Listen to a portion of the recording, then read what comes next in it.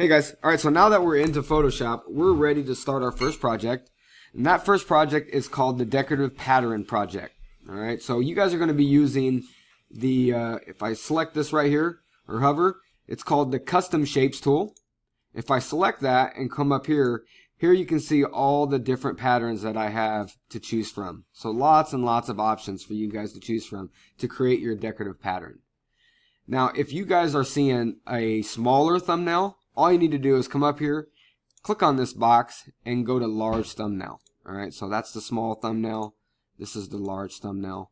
Alright, I would definitely advise you guys to come through here and look and see the different types of shapes that you guys can choose from, because this might help in deciding what type of colors you want to choose. Okay, and what I mean by that is, for example, the cats that I created, the Bengal type look.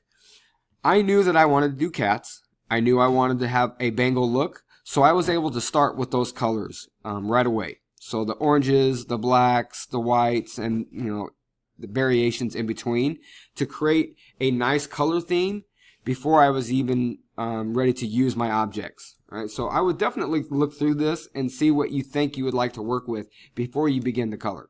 Okay, the next thing I want to show you is just the different types of things that you can do. So here are some examples. One of the things I want you guys to look at, and that is the design element negative and positive space. Anywhere you see color where it's filled, there we're talking about positive space. Any place that you see where it is white or feels empty, we're talking about negative space. All right, so that is definitely one of the design elements that I want you guys to get out of this project. Okay, here's a couple other types of designs. I really like this one. This one's pretty cool, right? Got a little abstract thing going on here. This one's very cool. Definitely can tell the difference, what's going on with the negative and positive space, right? These are very interesting. And then this one's definitely really cool as well. Alright, so let's go ahead and get started, guys. So the first thing I need you guys to do is go up here, go to File, go to New, and I want you guys to name this Design Pattern number 1. The width is going to be 2000, and we're going to do pixels. We're going to do 1000 for the height in pixels. And then this is something different from Illustrator, and that is resolution. All right, so Photoshop, we're talking about digital imagery, right? We're not talking about vector-based drawings, so resolution does matter. Okay, so let's go ahead and choose 130 for now. Click OK. And now we're ready to begin with our first project, our first pattern. The first thing you want to do now is to go over to Layers, and let's create a new layer. So you never want to work on your background layer. Okay, so always create a new layer. And I want you guys to name that layer Paint 1. Hit enter, and now we got that layer created. Okay, now we're ready to begin. Now, since I'm a huge fan of nature, I love nature, I love the trees, the sky, water, animals, all that kind of thing, I am going to choose those colors accordingly. And so the colors that I'm going to choose is like a light blue, a green, a brown, maybe an orange in there, and maybe a couple different shades of green to create the effect of, like grass and trees and bark and sand and water and air and all and sky and all those good things. Okay, so I'm gonna go ahead and come over here.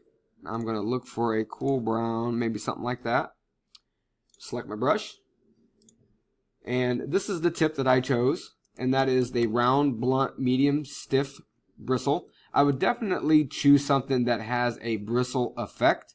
It'll definitely add to your design rather than something like hard and round, because that's basically going to be coloring with like a solid fill color. All right, and I wouldn't advise you guys to do that for this one. All right, and I have it at 50, and I'm just going to go ahead and start there. And all I'm doing now, guys, is I'm just trying to create a nice color theme that I want to work with. Okay. All right, no rhyme or reason here, just going to town, and I'll explain why. Okay, you guys can do the same. Okay, let's switch out my color. Maybe go with a light blue here for the sky. Get that in there. Okay, just showing you guys the different things going on. Let me see if I can find a green. That looks like a nice green grass there, right? Okay. Remember, guys, when you're painting, make sure you, we're going to do 3 designs on this. So 1, 2, 3. So make sure you leave space for the other 2 projects, okay? So right now, guys, I'm going to pause this. I'm going to finish this up, and then we'll come back when I have this done, all right? All right, guys, I'm back, and now you can see the color theme here that I created. And now we're ready to move to the next step. And the next step is I would like you guys to create another layer. And I would like you guys to call this solid color. Okay, then hit enter. And now we have another layer to work with. Okay, and on this layer, what we're going to do is we're going to add like a solid fill. And then we're going to use some styles to this. All right, so I want you guys to come up here and grab one of the marquees. It can be rectangle or it can be an elliptical marquee. And I'm going to click and I'm going to drag. Okay. While I'm clicking and dragging, I'm not letting go of the mouse.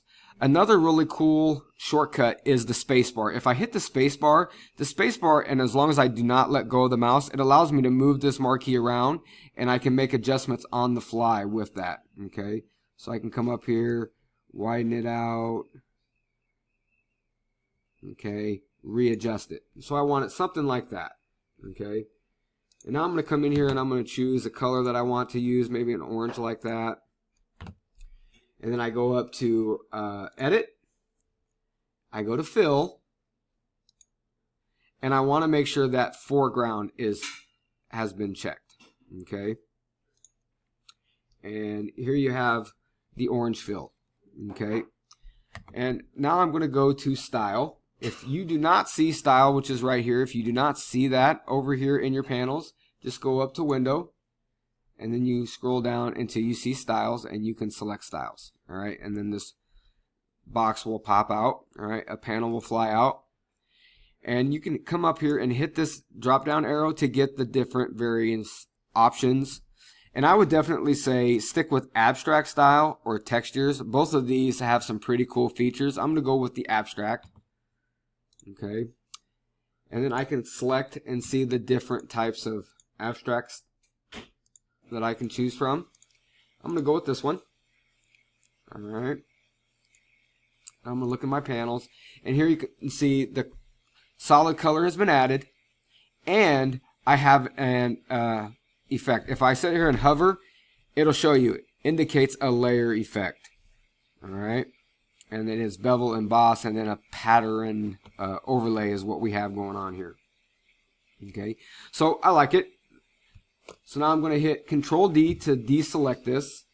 And now the things that I want you guys to incorporate now is I would like you guys to incorporate the eraser tool and the smudge tool in your designs. Okay, and it's going to look something like this. I'm going to hit the eraser tool, and I'm basically going to just start erasing some things I don't need. Now, I'm checking my opacity. I want to make sure it's not too high because I don't want to erase everything. I want to keep some things, but I do want to erase a great deal of this so that way I can see the color that I created behind it, but yet still have that texture. Okay, that abstract texture that I have, those little bricks. Okay, so something like that. Like I said, I still want to see the bricks. Okay. And now I'm ready to use the smudge tool for the color or the paint layer that I had previous. So I'm going to go ahead and hide that layer. I'm going to select the paint layer, and then I'm going to right click and select my smudge tool. Okay. Now I'm just going to start smudging this up. Okay. You can see the colors blurring together. Now I'm going to pause this, and I'll be back when I'm done. All right.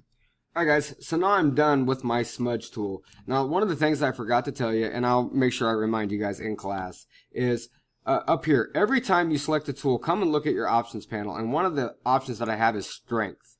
Okay, so I could turn the strength all the way up when it comes to the smudge tool, but then what that will do is it'll really mix those paints big time. Okay, and I didn't want to create a huge swirl, so I backed off the strength. Okay. So now I'm going to bring back this layer, and now you can see the design that I'm about to start working with. Okay, so now what I want you guys to do is, with the paint layer selected, I want you to hold down the shift key and select the solid color layer as well, and then we're going to hit this drop down arrow, and I want you guys to come down to new group, make a new group layer, and we're going to call that design pattern 1. Click OK. And now we're ready to bring in those custom tools that I was talking about. And so now we're going to be working in the paths layer. Okay, so nothing is there right now because we haven't added anything. And the shapes that I'm going to work with is I'm going to work with the, first I'm going to start with the animals. And I want to go with the bird. So I'm going to select the bird. And then I'm going to hit escape so it goes away. I'm going to hit Z to zoom in on this. Okay. And then I am going to hit the letter H for my hand, and I'm going to move this around. And then I'm going to hit U to go back to my custom shapes tool. And now I'm ready to go. So I'm going to do this little bird thing. Okay. Notice how I have a plus sign next to my icon. That is telling me that I have these shapes and they're going to be combined with the layer that I'm working with. All right. So I'm going to have a positive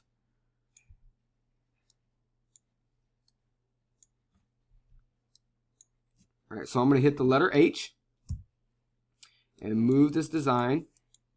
And now I'm going to hit the letter U to get back to my customs tool. All right. And now I'm just going to lay a bunch of these around. Okay. Now remember, if I start this and I don't want that in that location, as long as I hold down the mouse and don't let go and then hold down the space bar, I can move this in a different location and maybe resize it. All right. So a nice little cool feature there. All right, so I got these birds in there. Now I'm going to go with a flower, I think. Let's see, I'm going to go all. And then I'm going to go with, now I'm going to go with the grass first. So I'm going to select this grass. All right, it's got it selected. Hit the escape key. And now I still want positive, so I'm going to go ahead and select that. And I'm going to just create this really cool design here, okay? I'm going to pause. I'm just going to keep adding different shapes to this, and then when I'm done, I will bring you guys back in. All right, just a minute. Hey guys, all right, so now I'm back, and as you can see, I had the birds, I have the grass, and I also added these flowers in there. Notice I still have the plus sign. So what I've been doing is I've been using positive spacing, meaning I'm going to have fill color in those. I've been using those as combined shapes, okay? But now what I want to do is now I want to subtract some of this. So I want some negative spacing in here. So I'm going to hit subtract. And here you can see I have the subtraction.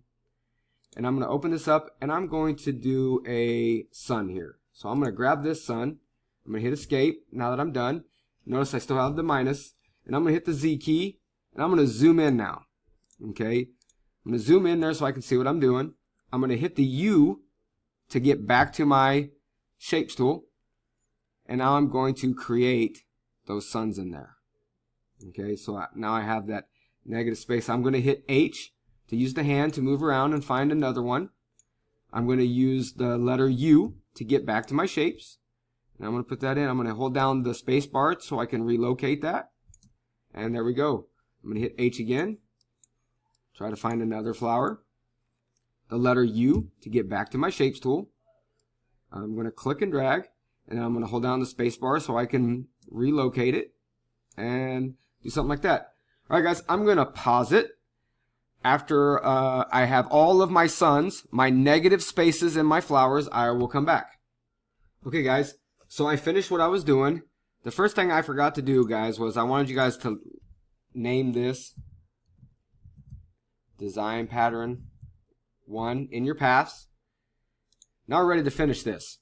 Okay, so now we're going to deselect all that. I'm going to select that layer. I'm going to load the selection. And now everything, as you can see, is loaded. I'm going to go back to my layers.